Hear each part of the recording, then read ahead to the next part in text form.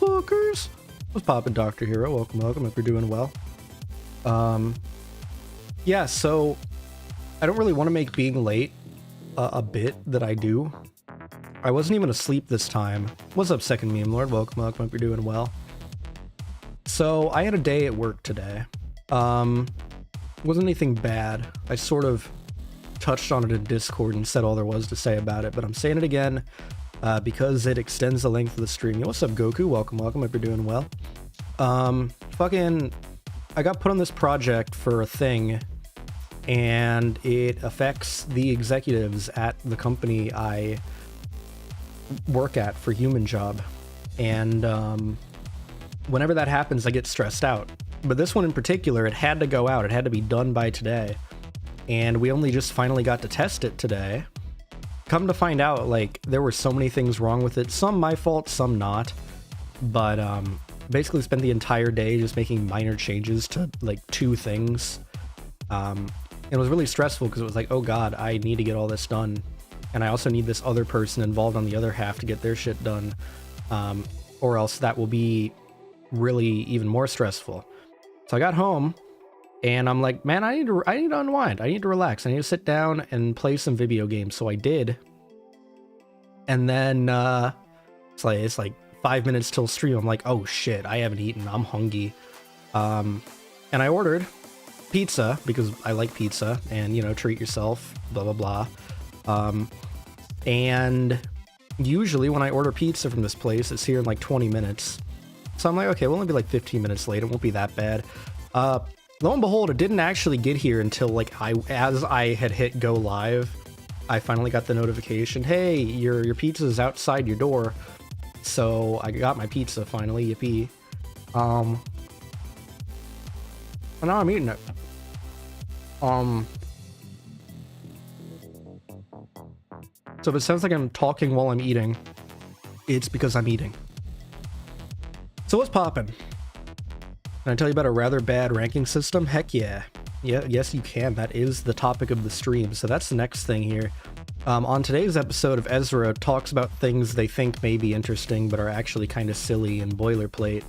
We're talking about ranking systems in video games. And mostly complaining about them, but also kind of praising them because I have weird mixed emotions about them. And I think it's kind of unique. Yu-Gi-Oh! Master Duel is a rather flawed system for its ranked mode. I remember playing it. Do you want to maybe elaborate on it a bit more? It might be a good example if you're down to. There's been rank points. Kind of, yes. So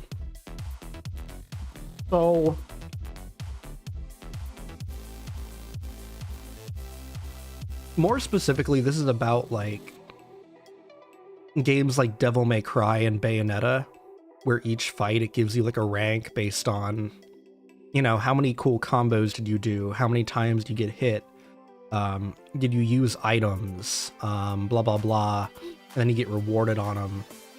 That's kind of what we're talking about today. This is probably going to be a shorter one because I don't really have like a crutch, like a video or an article or anything to go over. This is entirely like from the brain to the mouth.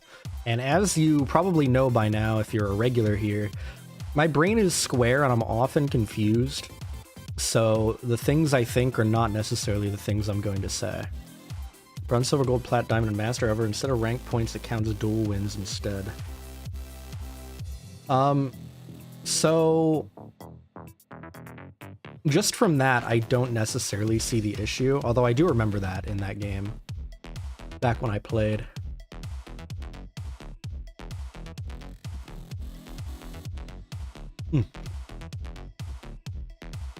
God, I love pizza.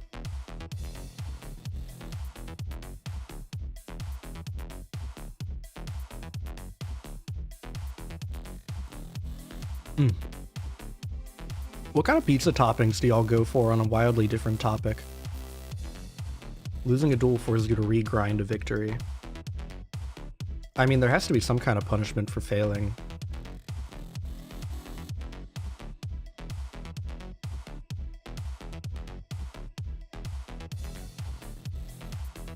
I don't eat pizza. This is unfortunate.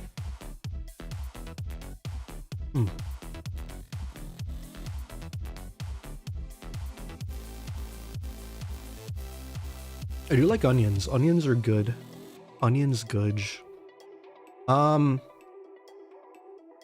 Anyway, I'm sort of,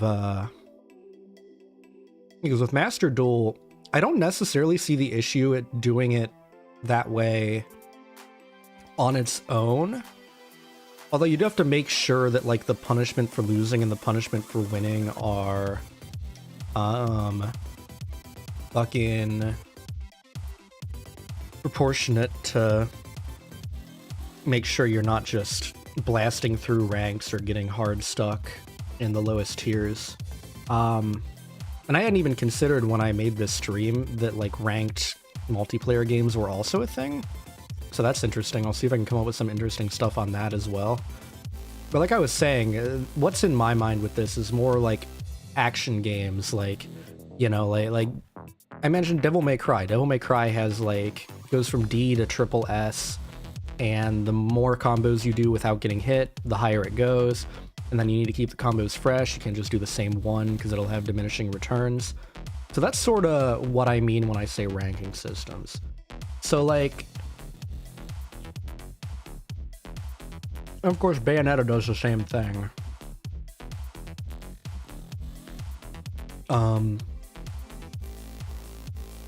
Fucking...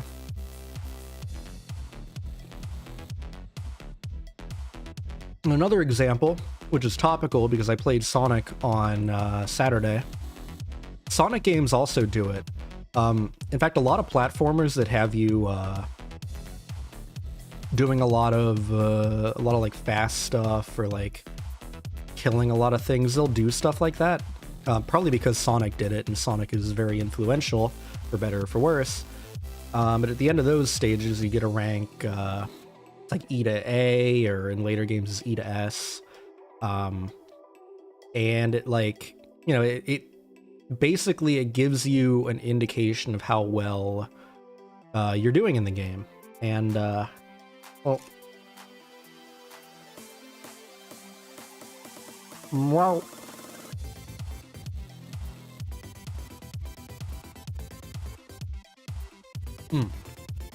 okay.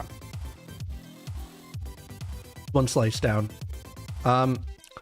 So on paper, especially with me having talked about similar things before, actually one of my stream clip videos that popped off a little bit was about something similar.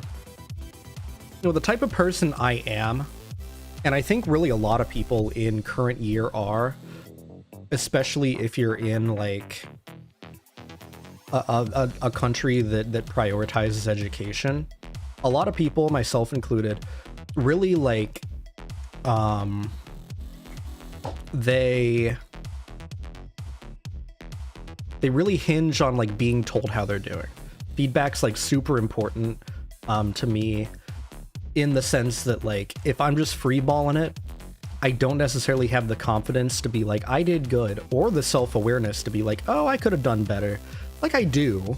I know if something I did was not as good as some other stuff I did, in a sense, but it's very nebulous, where, like, if you have an actual score, like, this was an S rank, or this was a C rank, and bonus points if it like details out why that is,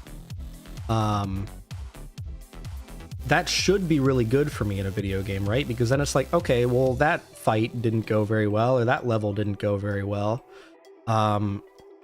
and you see fucking, like, you can use that as a basis to get better at the video game. And on paper, I love that. I have to, like, balance taking bites of pizza and talking, so I don't get distracted as I take a bite and lose what the fuck I was talking about. But the other good thing about eating on stream is that I can artificially extend the stream length, because I can get through my points slower, because I'm also eating. Mm. So,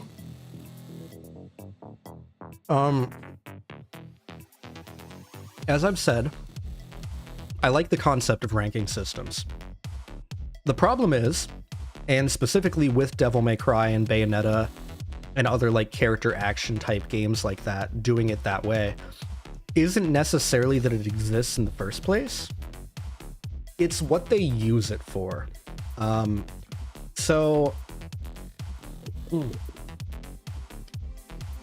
Wom tour of hydration.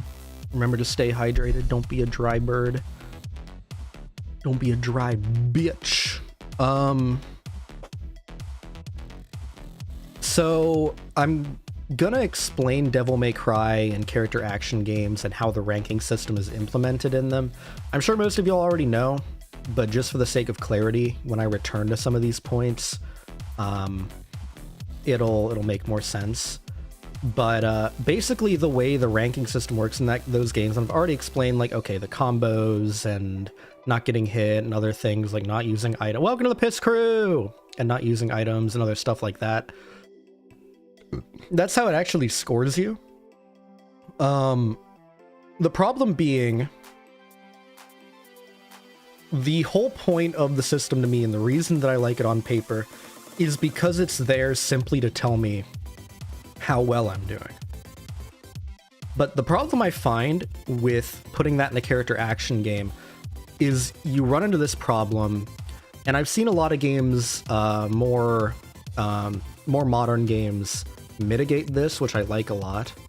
But especially with like the original Devil May Cry's, Bayonetta, etc., there are upgrade systems where you unlock more moves and make your character more powerful. Sort of like light RPG elements.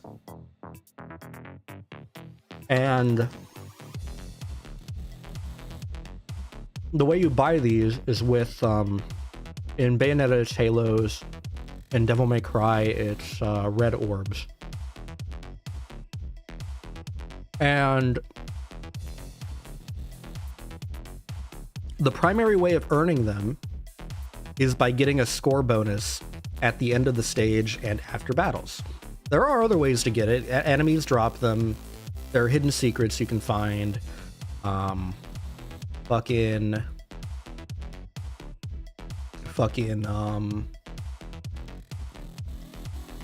think that's it. I mean, Devil May Cry 5, it had that weapon where the more you deal damage without hitting, the more red orbs you get. I think it was the cowboy hat.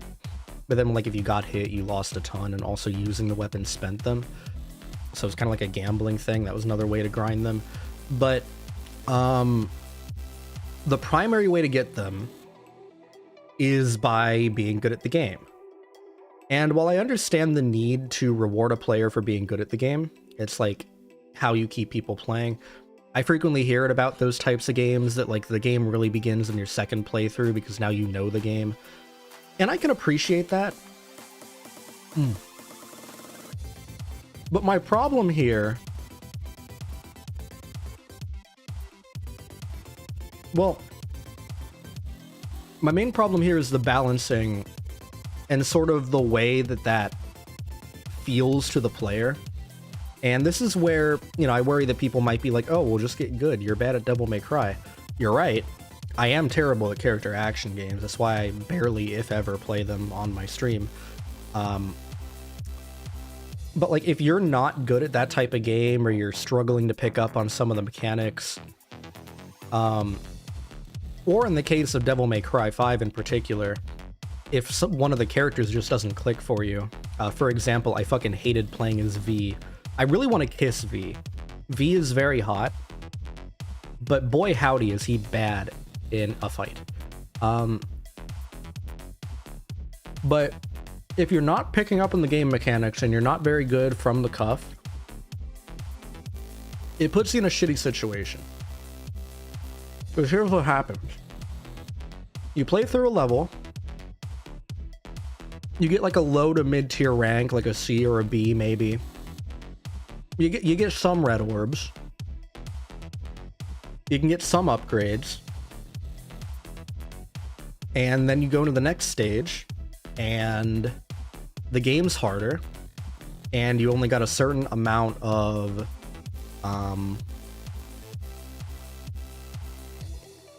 red orbs, a certain amount of upgrades.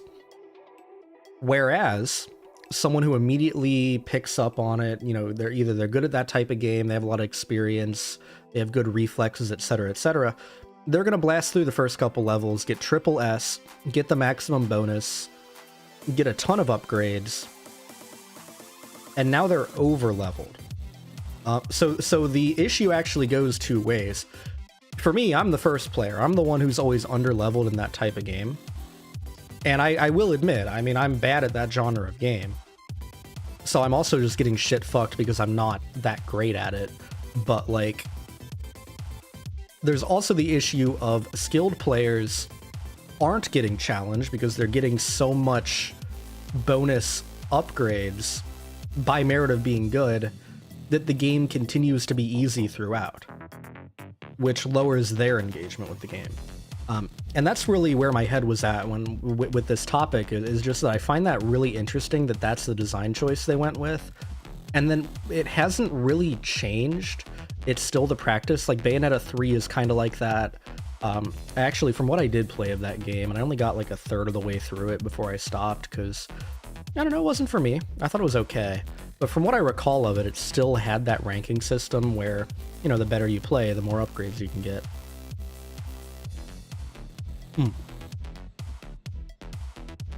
I do see you, second meme lord. We will get to that point as well. This is one that's actually just like horse shit, but I'm saving that. Not specifically Mega Man, but with ranking systems in general. So therein lies the issue here.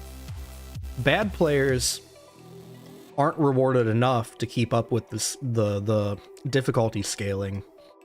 Good players are rewarded too much to the point where they're now not engaged with the product. Now, typically someone who's good at the game to that level, that's where like the whole game starts in the second playthrough. Like those are the types of people that are going to grind the game out and perform sick combos, go for all the challenge runs, etc. But the problem is with the game experience, I feel like, for that first set of players who probably have other games they want to play. So they want to, you know, experience the game and the story of Devil May Cry, Bayonetta, character action game Pee Pee Poo Poo, and they can't because, well, not to say they can't, the games can still be enjoyable, but it's like, you're far more restricted, game isn't as much fun, because you're just getting your shit rocked. And all of this with the acknowledgement that there are difficulty options, and there are difficulty options, and that in itself is a form of accessibility to handle that sort of thing. But it's just an interesting thing, right? Because most games, it's kind of the convention that you power the player up proportionate to how much they need it. So like a great example of a game I'm playing recently that does this in an interesting kind of hidden way is Final Fantasy VII Remake. That game I've noticed, and maybe some of y'all have picked up on it as well by watching the pop-ups, and this is true of a lot of RPGs actually that do similar stuff, to some degree. Some do, some don't. But when you die in FF7R, you actually keep the experience you gained from what you did kill in the fight, which means that I take another bite of pizza. It means that if you're dying a lot, you're going to level up more. And your materia are going to level up more. And that's going to make you more powerful. And that can be a little bit counterintuitive, because the thing about it is players want to be rewarded. The whole point of playing a video game is that you want to feel good. We all go through our days. We don't have instant gratification. We sit at a desk or a cash register or wherever you work for 8 hours, or school if you're still in school, and we get basically nothing for it aside from a check every couple of weeks. We want to go home and we want to feel good about ourselves, and that usually involves some kind of extrinsic reward. If we play a game, we want to feel like the game is rewarding us for playing the game. But we don't want to be stressed out. And what I find for me, the mentality that I get into when I'm in that situation presented by the character action games we've been talking about, is I feel stressed out every fight because I want to play perfectly. I don't want to get hit. Like, getting hit becomes not just like, oh, I lost a bit of health. It's like, oh, okay, well, that's going to have ramifications for the entire rest of my playthrough. And that to me is stressful. And I would have to imagine that I'm not the only one out there that feels like it.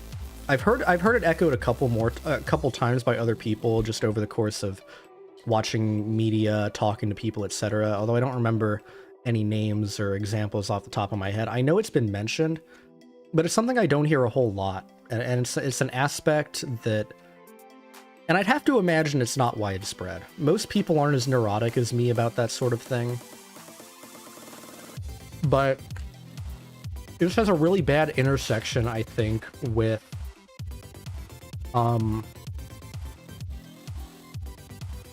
my completionist nature. So y'all have seen me play games, and you know that I want to collect all the loot. The upgrade system in this type of game presents to me a list of things that I want to purchase to fill out the list. I can't do that if I'm not playing perfectly. So I become very stressed out because I have to be good at the game. And to me, I mean, I just don't enjoy that. I'm not saying it's necessarily bad.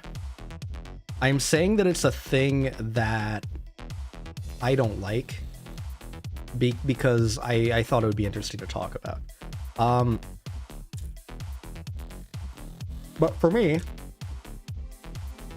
that absolutely bothers me. It is a negative point for these games. It's something I don't like.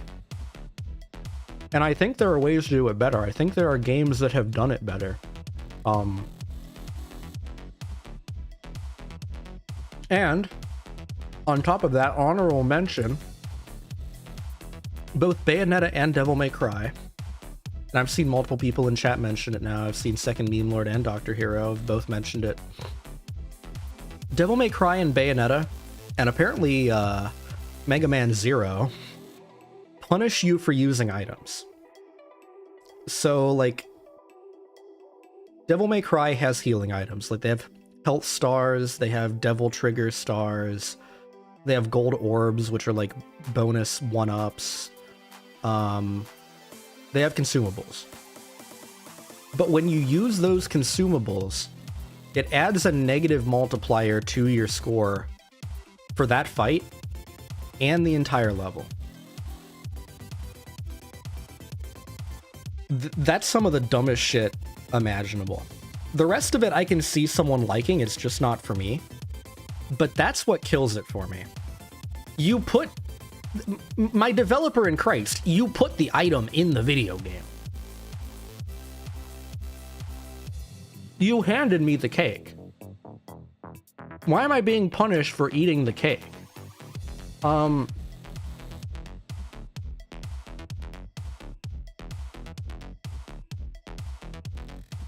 it doesn't play well with the rest of the game. It's not just like a weird, oh, well, that's kind of asshole-ish because you gave me the item. Let's break this down. How do you get the items in these games? You either find them by looking for secrets and exploring the level as a reward for engaging with the game, or you purchase them from the shop with the same currency you purchase to get upgrades. So you're discouraged from exploration because a lot of the times you're gonna get something you can't even use. So it's like, how do I know with this branching pathway where there's this bonus thing I can go do over here, how do I know if that's going to be something useful to me? Or if it's just going to be a health item I'm not allowed to use? But buying them from the shop, this is such an interesting thing to me. Because I'm not wholeheartedly against the idea of punishing players for using items. Because it's like, yeah, I mean, if you're really good at the game, you can go through without getting hit. You'll never need the healing. You can get enough Devil Trigger by doing combos to do the thing. You can get enough fucking magic pee-pee poo-poo, whatever it's called in Bayonetta, where you can do the torture moves. Cool, it makes sense. But you already have the punishment in and of the fact that you buy the items with the same currency. You buy the upgrades. The punishment, and I think it's a fair punishment, is that if you purchase items to use them, you no longer get to be as powerful down the line because you used that money to purchase items instead of saving for the upgrades. Why are we adding extra layers? What does that actually accomplish? It just feels like it's too much to me to do it that way. I feel like the play is just to make it all the same currency, and you know, it's either items or upgrades. You see it all the time in full-fledged RPGs. The shop system is an organic method of doing this. I'm gonna eat pizza. I'm molding and it's making me lose calories. I need to put them back in my body. So see it all the time in RPGs with the shop system. And again, it's really good at hiding it, but ultimately this is what it is. Most RPGs, they have an item shop, and then they have a shop where you can buy gear. The gear is more expensive than the items, but the items will add to your survivability in the fight. But the items are one-use consumables. You lose them after you use them. The upgrades, those stick with you until you get a better upgrade. So if you're relying too much on items, you're not going to be as powerful, and it's going to slowly creep up to you throughout the playthrough. It's going to punish you from using items as a crutch. There's no need then to reduce the amount of money you're making further by adding a negative multiplier to your scores, which dictate how much of that currency you get.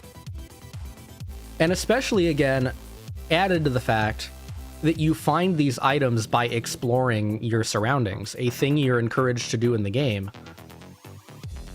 It's bizarre to me.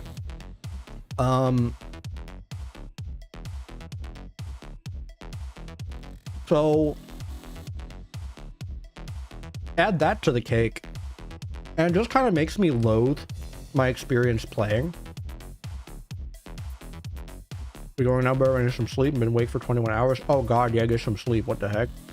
Thank you for popping in, though. Have a good rest of your night. So it's a bizarre mix of things. And like, I do want to be clear again. I don't understand people being cool with the items being like absurdly punishing. But I do understand people liking the way the ranking system works and rewards you. Again, the way I'm describing it, and I want to be clear, it's just not for me. And I also do love the way the games feel. Once I've played through a character action game once, if I do go back, which I did with Bayonetta, I did with Devil May Cry 5, it actually does feel good. My problem is more that most of the time I'm not going to do that with a game, because I want to play other games, so my first playthrough is my playthrough. And during that playthrough, I'll typically look back on it and I'll be like, man, that was really stressful because I was worried the entire time about my rank and not actually enjoying the banger combat system that they have handed me. This goes back to the extrinsic rewards thing. So if we flip to the other side of the coin and talk about Sonic,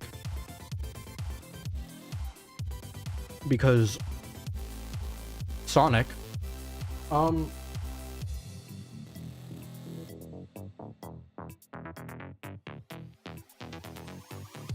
Sonic has a really good ranking system.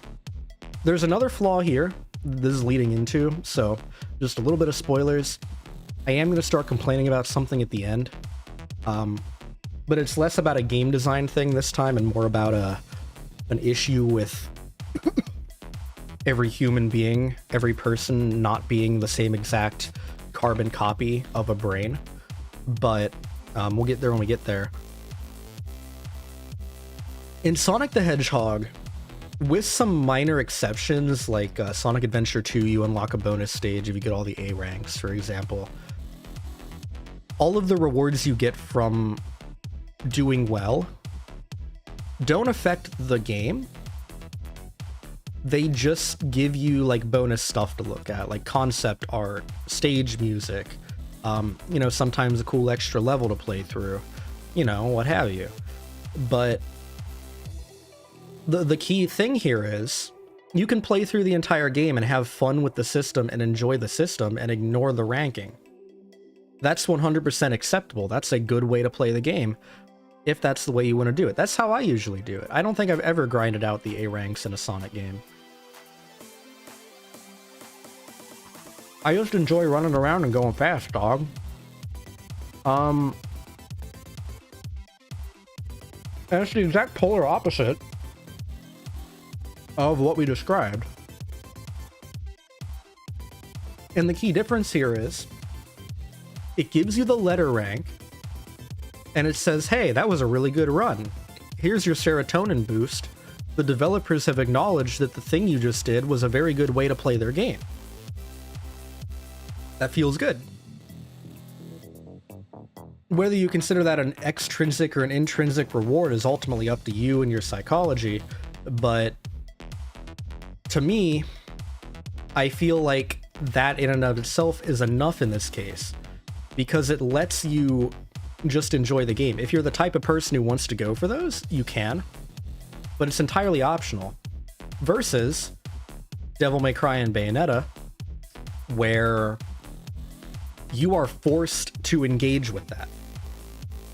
I can't just attempt to do cool combos with the combat system because I think it's fun and satisfying and looks cool. I have to be executing them flawlessly and perfectly, or else my gameplay experience is impacted to a varying degree, depending on how the game's balanced, but it does directly affect my experience, whether I get an S rank or a D rank. A drank, if you will. Or a drank. Sit down. Drank.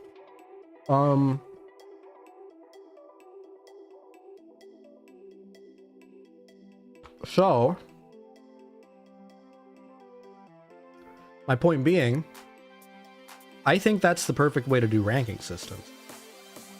I struggle to think of a way that Devil May Cry could really, like, change the way it did things. Because you don't necessarily want to reward every player with the same amount of currency. So there's my problem, and I think it'll be a fun thought exercise in a bit to think through that. But what I can say is, I just feel like there's a better way in there somewhere to do it. I feel like that system is really close, but I just wish it would have been innovated on more. But herein lies the second point. Depending on how naturally good you are at a certain genre of game, and depending on the way that the developers of the game perceive being good at their video game, you simply cannot you can't perfect a ranking system in the slightest. Because there's going to be people who are better and worse at certain types of games, certain types of things. You know, they might have worse reflexes, they might have... I mean, color blindness can play an aspect. There's all sorts of things. There's a whole conversation to be had about video game accessibility as a whole. But it does intersect with it in that way, and again, as well, with the way the developers perceive their game. And Sonic is a fantastic example of this, because each game, and sometimes each level in the game, are wildly different in terms of what the game expects from you. So, God, I love pizza.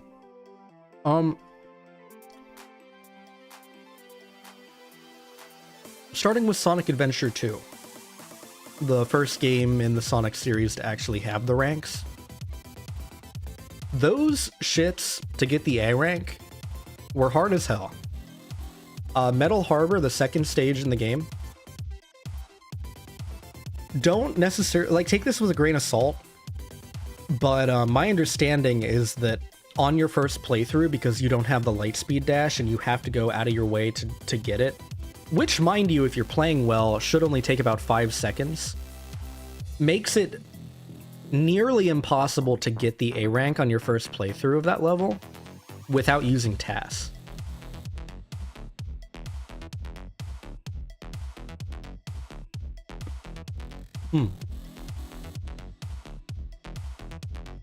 Eating food. But like, throughout the entire game, with some exceptions, I'm sure, it's going to vary stage by stage, the score requirements and how easy it actually ends up being to get those scores. But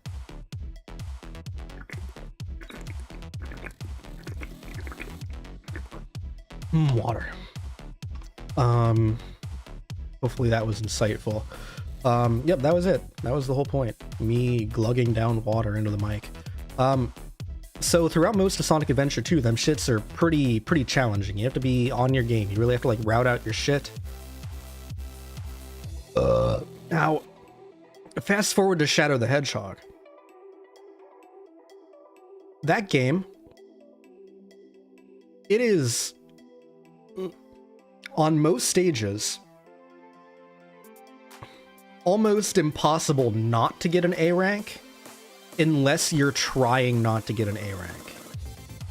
That's not true across the board. Again, certain stages are balanced differently. But all in all, the A ranks on that game are super easy and unsatisfying.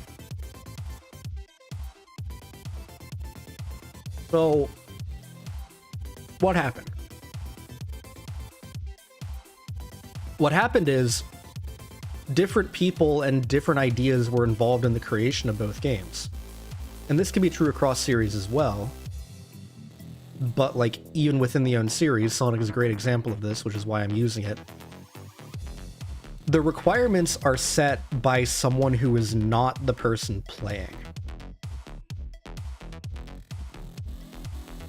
Which is an inherent issue with the ranking systems that I don't think can be solved. And I think if you're the type of person that really cares about getting those ranks, I would have to imagine that can be incredibly frustrating. Because you want to get them to feel good. But if you play a game like Shadow the Hedgehog, or you play a game like Sonic Generations, another great example of piss-easy S ranks, it doesn't feel good. It's basically a formality at that point. So, but then for other people, again, like, if you're not as good at that type of game, you're not really great at, like, seeing obstacles coming and dealing with them, I would have to imagine that it probably does feel like more of a challenge. So, like,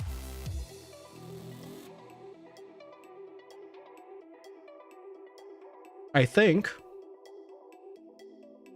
I mean, the solution isn't just to not do ranking systems, don't get me wrong.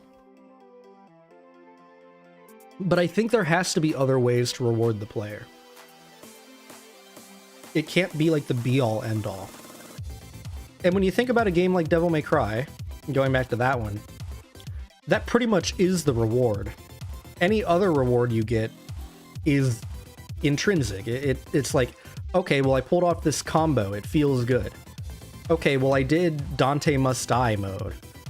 That feels good. But, like, the primary reward you get is just like, okay, red orb number go up. Now I buy thing. Now I'm more powerful and can do more thing. I feel like there has to be other ways to reward the player. And Sonic, for the most part, actually does a pretty good job of this, depending on what you like. A lot of the earlier Sonic games have an emblem system where you can find them throughout the world if it's one of the ones with a hub world. You get one by getting an A rank, you get another one by clearing a stage. You do all the stages, you get a bonus ending that wraps up the story, and you're rewarded in that way for engaging with other parts of the game. Sonic Generations, while the S ranks are kind of easy if you are experienced with Sonic games or platformers in general, they have like other challenges you can do that unlock you the same stuff that the S ranks do. So like concept art, music, okay, that's a vacuum. I thought my upstairs neighbors were doing some kind of like ritual chant, but no, it was just a vacuum.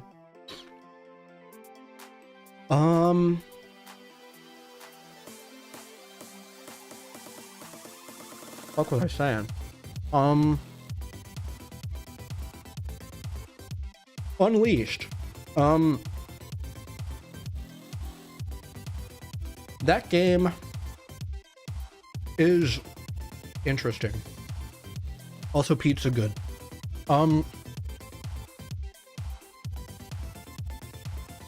That Sonic game in particular really gets into the intrinsic reward stuff. Because the game was set up to feel like a journey. So your reward is looking around and like trying out things and being like, oh, this is a neat looking area. And especially for the time, and I would say even now, it's one of the better, if not still the best looking Sonic game to ever release. If you played the Xbox 360 PS3 version anyway. Although, surprisingly, I actually do prefer the Wii and PS2 version for a reason separate from this. But it's such a cool looking game that, like, the discovery of, hey, that's a cool area that I can access by doing this. That's really cool. But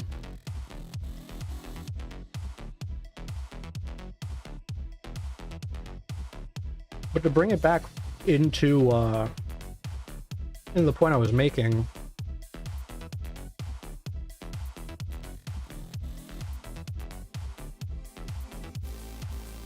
I feel like the problem is that, and I don't really think that Devil May Cry or Bayonetta are the worst examples of this, and I struggle to think off the top of my head, but it's just something that like I think about and, you know, I kind of worry about with that type of thing, is you just can't use that ranking system as a crutch to dictate the player's entire experience. There has to be other reasons the player will play your game.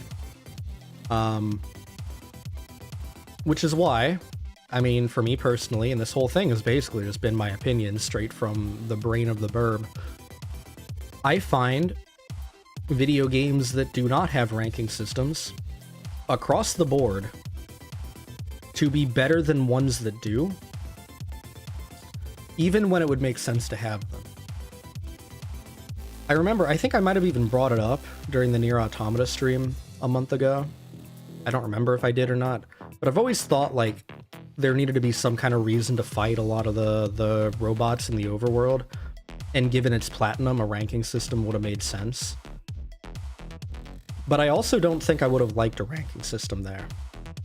Because again, across the board, I prefer games not rank me at all on how I'm doing.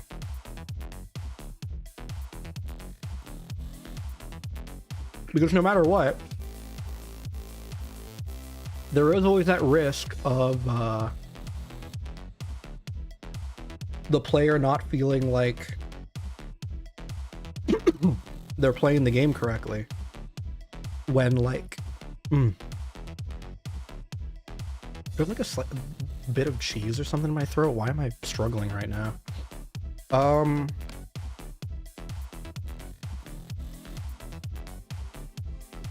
Okay, hopefully that's better. Drink some water.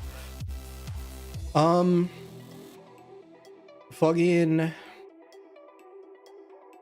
where was I? What? Oh, I actually clean forgot what I was saying. No, yeah, I think, generally speaking, I just prefer it because there is always kind of that concern that a player's not gonna, you know, feel like they're playing the game correctly. And that's like a game design problem, I feel like, at its core. And again, not to say that the ranking systems are bad. This is very much a me thing. But it is a line that has to be tread. Because when I play a video game, when anyone plays a video game, that is a product they purchase to experience in the way that they want to experience. And it's why, again, this intersects a lot with accessibility. More than I realized at the onset, but I brought it up a lot more times than I thought I would. The point of buying that product is to experience it the way you want to experience it. If that means playing with items that make the game easier, cool. If that means playing with accessibility options, fucking sick. Power to you. If that means not going for the highest score possible, that should, I wouldn't necessarily be encouraged, but it absolutely should not be discouraged. And I think that's like the core of the issue here, is that a lot of the Devil May Cry type of ranking systems is, while it's not, I don't think the intent is to encourage good play. It does ultimately, for at least me and some other people that I've heard, discourage you from playing if you're not good. And I think that's a crime. Because again, Devil May Cry has a fucking banger combat system. Like, holy shit. It is fun to play. But not when you got those letters up in the top right of the screen. I tell you what. Is it the top right? It might be the top left. I don't know. I don't remember. I forgot. But y'all know what I'm saying. Y'all know what I'm saying. Hopefully. But yeah, that's pretty much it. That was what I wanted to talk about.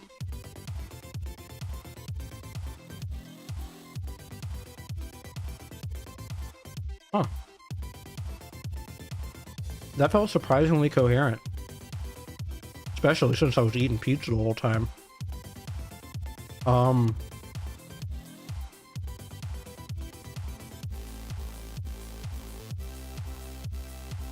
Oh yeah, I guess I did say that I could talk about, like, competitive ranked games real quick. I hate competitive ranked games. I think it's not fun. I don't really like playing a game after I'm done with work, where I'm constantly stressed out, only to be flamed for not being perfect at the video game. This has more to do with community than the actual ranking systems. I can't really speak to that because I avoid ranked competitive games at all costs. But fuck League of Legends in particular. That's actually the point of the stream. Fuck League of Legends. Do not play that video game. If you have that virus on your computer, I recommend uninstalling it before it's too late. It will transcend the screen and become a real life illness that you are inflicted with for the rest of your days. I recommend playing Mahjong Soul instead.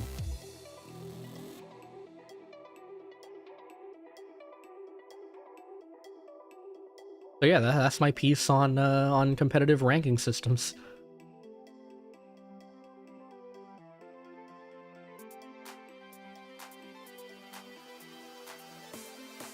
All right.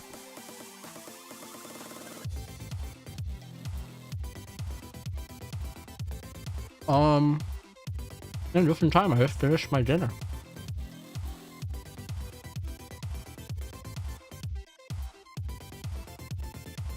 Someone who's late for those ranks is just not worth it.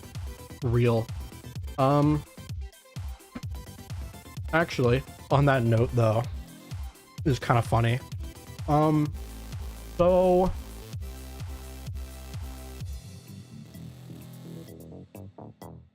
and I've only had this work once.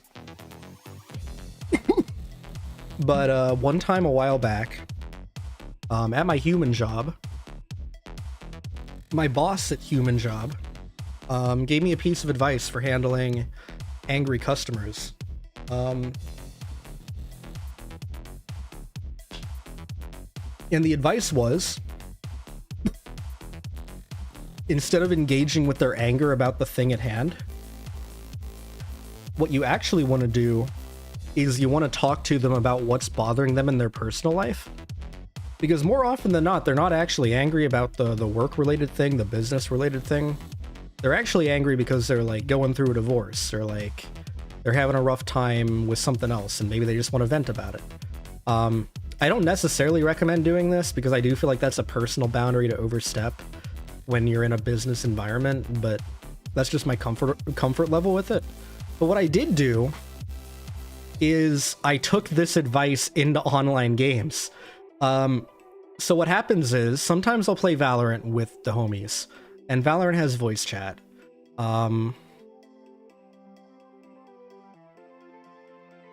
And frequently, if you're not good at the video game, people will get angry at you. So the way I will usually respond to this is I'll get on mic and I'm like, hey buddy, what's really going on? Like, relationship troubles? You want to talk about it? And usually they'll just get uncomfortable and stop. And like, honestly, that's the intended result. But one time I did end up getting into a deep conversation about life and motivation because I did that. And that was really funny and also actually really cool. It's like one of the very few positive experience I've had with public chat and gaming.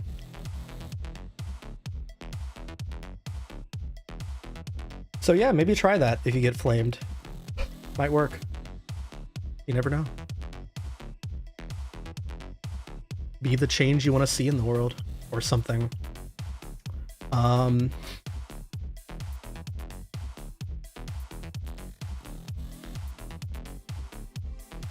But yeah, I think that's it for you, Burb. Shorter stream today. Well, I have some other stuff I could talk about, actually. I'm gonna save most of it for, Oh, and another piece, again, you may notice that contradicted with the statement I made before about not playing ranked. I wasn't. This was like a public unranked match. It was quick play, even. And I still got flamed because people take even unranked matches for fun way too seriously, especially in Riot games. So, that's actually the context. I was getting flamed in pubs. So yeah, if you ever wondered if I'm bad at FPS games as well as character action games, yes, I am bad at FPS games.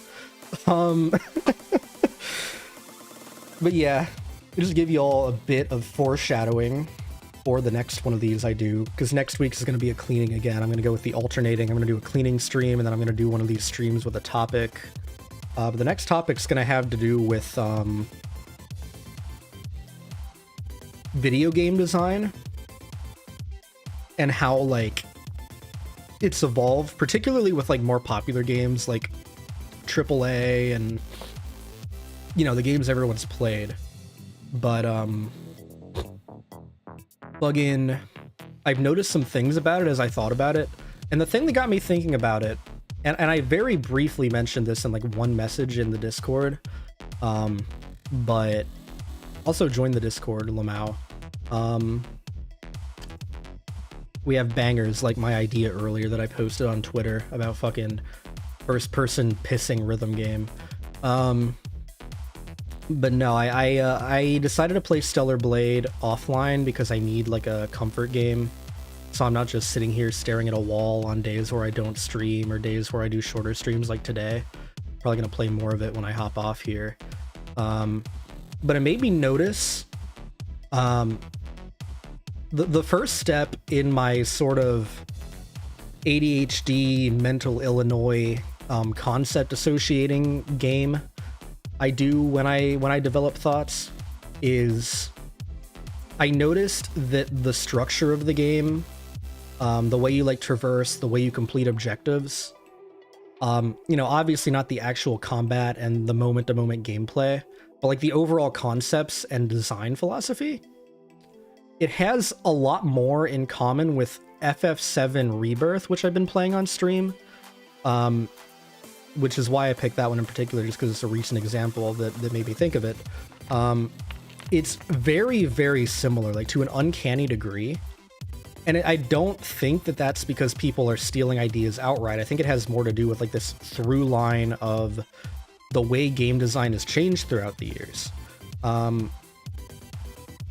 that got me thinking about like how a lot of that stuff came from other stuff that was popular way back. So like we got here, and then you take a step back and you realize, hey, Uncharted and The Last of Us both had a lot of like traversal puzzles and climbing. And you realize like pretty much every game now has that thing where, oh, there's like a yellow rock. I can climb up the yellow rock. That came from Uncharted. And then the way the open worlds are structured, and even when it's not like a full open world, like a semi-open world even, like Stellar Blade and Final Fantasy VII Rebirth and Sonic Frontiers even, everything comes back to Sonic. Eventually you will find Sonic, the 3 layers of abstraction from Sonic theory. That came from Assassin's Creed, which was really popular. And I'm probably going to spend the next 2 weeks when I'm like in bed having insomnia and thinking about stuff and things. I'm going to try to like follow that through line backwards more and see what other associations I can make. But I just found it fascinating that like there's sort of this collective subconscious with game design that has evolved such that like things that happen, things that you played like 10, 15 years ago are still present in new games. And it's not really that revolutionary of a concept on its own. Like, you know, obviously any art medium evolves with the time, and eventually like certain techniques become commonplace, certain concepts become commonplace, etc., etc. You know, like movies, the way like action movies are structured, comedies are structured. There's a similar thing going on there. But I do think with how many like how multimedia video games are, I find that sort of thing really fascinating. I think there's like a unique aspect to that with video games. And this isn't like a fully thought out thing I can talk about yet, but I do want to figure it out because I do think it's interesting to my uniquely neurodivergent brain, and I want to blab about it. So I'm going to figure out what to blab about and then blab about it in a couple weeks. So yeah.